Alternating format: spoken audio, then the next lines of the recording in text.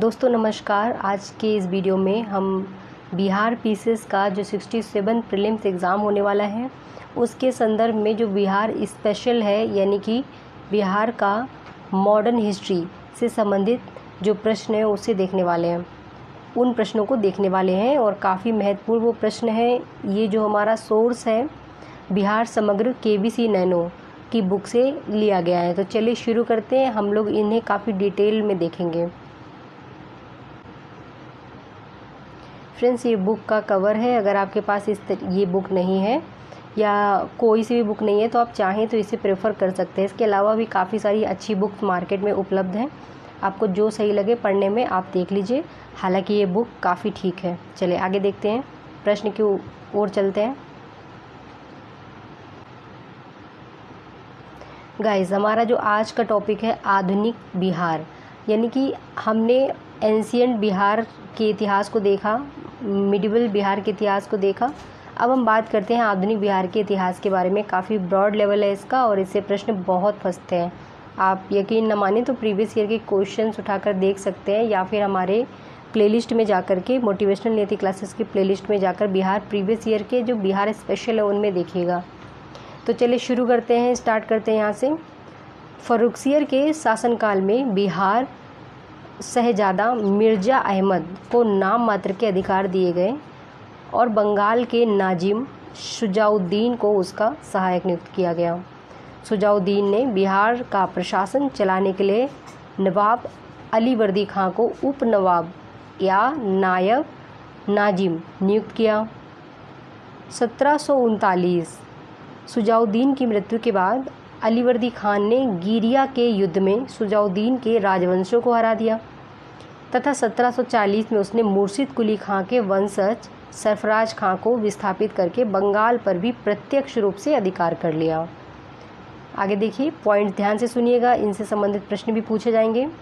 बिहार में प्रशासन को सुव्यवस्थित करने के लिए या करने के पश्चात अलीवर्दी खान ने अपने पोते, नाम क्या था उनका, सिराजुद्दौला, ये नाम शायद आपने सुना जरूर होगा, को बिहार का नाम मात्र का उप नवाब बनाया गया। सिराजुद्दौला द्वारा अलीवर्दी खां के खिलाफ किया गया विद्रोह वहाँ के तत्कालीन दीवान, क्या नाम था उनका, राजा जानकी राम के द्वारा विफल कर दिया गया।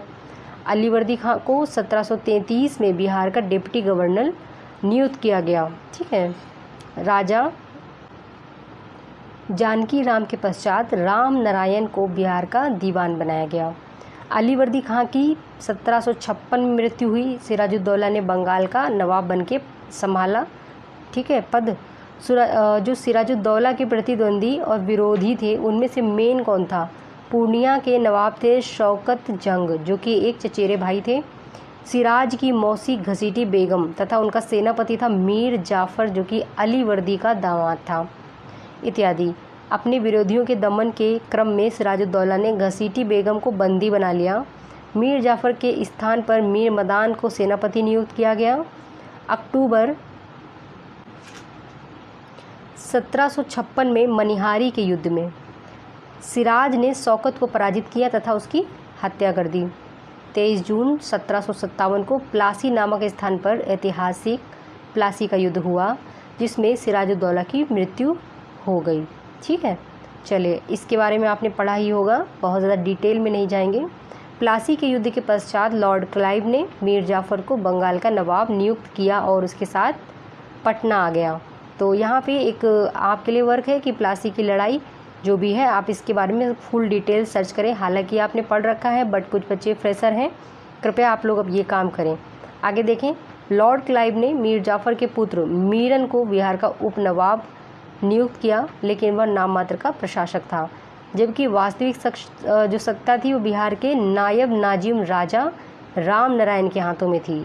ये सारे टर्म जो है भी हैं काफ़ी इंपॉर्टेंट है और बिहार स्पेशल में इस तरीके के प्रश्न बनते हैं। इलाहाबाद की संधि के बाद रॉबर्ट क्लाइव ने 2 उप दीवान नियुक्त किए। इनमें बंगाल के लिए मोहम्मद रजा खान थे और बिहार के लिए थे शिताब राय। बहुत लोग कंफ्यूज हो जाते हैं दोनों में। अली गौहर, जो कि शाह आलम द्वितीय ने 1760 में जो पटना है वहाँ घेरा डाला, लेकिन कैप्टन जो था, यहाँ पे जो कैप्टन का नाम देखिए कंफर्म नहीं हो पा रहा है, ब्रिटिश सेना ने उसे मार भगाया कैप्टन के नेतृत्व में। किसे? अली गौहर को, पटना में। फिर देखते हैं अली गौहर का अभियान, जो बिहार अभियान था, 1759 में समाप्त हो गया। मुगल सम्राट आलमगीर द्वितीय की मृत्यु के बाद अली गौहर ने दिल्ली के सिंहासन पर अधिकार के लिए अंग्रेजों का सहयोग लिया। पटना में अंग्रेजों की फैक्ट्री में अली गौहर का राज्याभिषेक किया गया। किसका? अली गौहर का। 1760 में मीर जाफ़र के स्थान पर मीर कासिम को बंगाल का नवाब बनाया गया और नवाब मीर कासिम ने अपनी राजधानी मुर्शिदाबाद से मुंगेर स्थापित कर ली। देखिए, अगर आपने मॉडर्न हिस्ट्री इंडिया के लेवल में पढ़ी होगी तो आपको स्टेट स्पेशल में इतनी दिक्कत नहीं आएगी। ठीक है। 1764 ईस्वी में अंग्रेजी सेना के साथ मीर कासिम, अवध के नवाब शुजाउद्दौला एवं भगोड़े मुगल शासक शाह आलम द्वितीय की संयुक्त सेना की मुठभेड़ हुई और बक्सर में जो है बक्सर युद्ध के नाम से जानी जाती है। इसका जो नेतृत्व किया हेक्टर मुनरो ने किया और इन तीनों के द्वारा मिलने के मतलब ये तीनों जो है मिल गए और उसके बाद में हेक्टर मुनरो एक तरफ से था, तो तीनों में बक्सर का युद्ध हुआ। तो प्लासी का युद्ध हो गया और बक्सर का युद्ध हो गया। तो बक्सर और प्लासी को डिटेल में आप लोग पढ़ लीजिएगा और इससे जो भी MCQs बने हैं वो लगा लीजिएगा। आगे देखते हैं, बक्सर के युद्ध के पश्चात शाह आलम द्वितीय ने बिहार, बंगाल व उड़ीसा के जो क्षेत्र थे वहाँ पे दीवानी का अधिकार ईस्ट इंडिया कंपनी को प्रदान कर दिया। किसने? शाह आलम द्वितीय ने, यानी कि वो लगान वसूल कर सकते थे। लॉर्ड क्लाइव ने 1765 में बंगाल एवं बिहार के क्षेत्र में द्वैध शासन लागू किया। कहाँ पे? बंगाल एवं बिहार के क्षेत्र में क्या लागू किया? द्वैध शासन। किसने किया? लॉर्ड क्लाइव ने। सर लियोनिल कार्टिस, ठीक है, लियोनिल कार्टिस ये एक ऐसा नाम है जिनको द्वैध शासन का जनक कहा जाता है। इस चीज़ को ध्यान रखिएगा। और जो लागू किसने किया था? तो लॉर्ड क्लाइव ने, बट जनक कौन है? तो सर लियोनिल कार्टिस। इस समय बिहार का प्रशासन मिर्ज़ा मोहम्मद कजीम खां मीर जाफ़र का भाई के पास था तथा उनकी सहायता के लिए उप सूबेदार धीरज नारायण, जो कि राजा राम नारायण का भाई था, ये थे इनके उप सूबेदार। बात करते हैं आगे की। क्लाइव ने सितंबर 1765 में कजीम खां को पद से हटाया तथा उनके स्थान पर धीरज नारायण को नियुक्त किया। राजा राम नारायण और राजा सिताब राय बिहार के महत्वपूर्ण उप प्रांतपतियों में से थे। पटना में स्थित अंग्रेजों की जो फैक्ट्री थी, व्यापारिक केंद्र में उस जो मुख्य अधिकारी थे वो कौन थे? मिडल्टन को राजा धीरज नारायण और राजा सिताब राय के साथ एक प्रशासन मंडली का सदस्य 1766 में नियुक्त किया गया। ठीक है। फिर धीरज नारायण को 1767 में पद से हटाया तथा सिताब राय को कंपनी द्वारा ये जो नायब दीवान होता है ये बना दिया गया एवं टॉमस रमवोल्ड को पटना फैक्ट्री का मुख्य अधिकारी नियुक्त किया गया। ठीक है। तो यहाँ पे हम लोगों ने जो बेसिक देखा, उस बेसिक में हम लोगों ने आधुनिक बिहार के बारे में जो एक रूपरेखा थी, कौन कौन से वहाँ पे नवाब थे शुरुआती दौर पे, वो देखा। और इसी के टर्म में हम लोगों ने देखा कि जो प्लासी का युद्ध था, बक्सर का युद्ध था, वो इसी में हो गए। काफ़ी डिटेल से नहीं गए हम लोग, एकदम वन लाइनर में देख लिया। ठीक है। फिर इसके बाद में हमारा जो अगला टॉपिक है, बिहार में यूरोपियों का आगमन। यूरोपीय व्यापारी जो आए थे बिहार में, यानी आए तो भारत में, लेकिन किस प्रकार से वो अलग अलग क्षेत्रों में गए, भारत के अलग अलग हिस्सों में गए, और जब वो बिहार में गए तो वहाँ पे कैसे क्या क्या हुआ, कौन गया, क्रम क्या है, हर एक चीज़। ठीक है। इसके बाद हम इसके स्मरणीय तथ्य देखने वाले हैं। तो फ्रेंड्स चलिए बिहार में यूरोपीय व्यापारियों का आगमन देख लेते हैं। इसके बाद में हम कुछ क्वेश्चन सॉल्व करेंगे। सर्वप्रथम 17वीं शताब्दी में बिहार में यूरोपीय व्यापारियों का आगमन हुआ। 17वीं शताब्दी में बिहार में प्रारंभ में बिहार के शोरा व्यापार पर डच व्यापारियों का प्रभुत्व था। इसको ध्यान रखिएगा। यानी पूछता है अगर कि फर्स्टली जो सोरा था उसके व्यापार में किसका अधिकार था, तो ये सबसे पहले प्रभुत्व करे थे जो डच थे, उन्होंने किया। इसके बाद में जो है ब्रिटिशर्स वगैरह या पुर्तगाली वगैरह इन्होंने किया। तो डचों का पहले इसमें प्रभुत्व था। बिहार में सबसे पहले पुर्तगाली आए थे। एज यूजुअल कि वो इंडिया में सबसे पहले आए थे, तो वो हर जगह पहले ही गए होंगे। पुर्तगाली हुगली के जलमार्ग से पटना गए थे। किसके? हुगली के। पुर्तगाली अपने साथ क्या क्या जो है ले जाते थे, तो मसाला यानी कि जो स्पाइसेस होते थे, फिर चीनी मिट्टी के बर्तन लेकर आते, साथ में वे पटना से सूती वस्त्र भी ले जाते थे। आगे देखते हैं। डच कंपनी की स्थापना, ये प्रश्न सीधा आया था बिहार पीसीएस में, आई थिंक 2019 के प्रीलिम्स एग्ज़ाम में, 1632 में हुई थी। डच फैक्ट्री इस समय पटना कॉलेज के उत्तरी हिस्से में इसकी इमारत है, इस समय की बात हो रही है, यानी कि जब ये थे। जॉब चार्नक 1664 में पटना का फैक्ट्री जो थी वहाँ का प्रधान बनाया गया और इस पद पे 1680 तक रहा। सर जॉन मार्शल ने इस दौरान जॉब चार्नक के अधीन कार्य किया। किसने? जॉन मार्शल ने। जॉन मार्शल का नाम सुनते ही कुछ दिमाग में आया होगा। चलिए इसके बारे में आप लोग खोजिएगा। ये तीसरा वर्क है आपका। पहला है प्लासी का युद्ध, दूसरा है बक्सर का युद्ध, तीसरा है सर जॉन मार्शल। आपका 3 वर्क हो गया।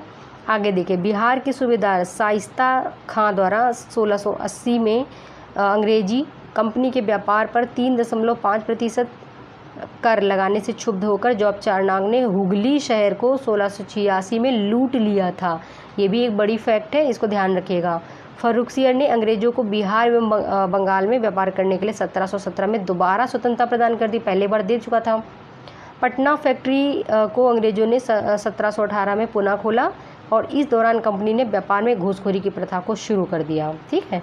नवाब अली वर्दी खां के दबाव में आकर पटना फैक्ट्री 1750 में दोबारा बंद कर दी गई, लेकिन हॉलबेल ने प्रयास किया और 1755 में पटना फैक्ट्री को दोबारा शुरू किया गया। हॉलबेल कौन है?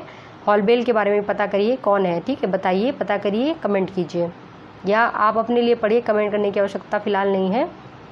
चलिए आगे देखते हैं। हॉलबेल का एक काफ़ी मतलब हॉलबेल से जुड़ा हुआ एक वो हुआ था, कांड हुआ था।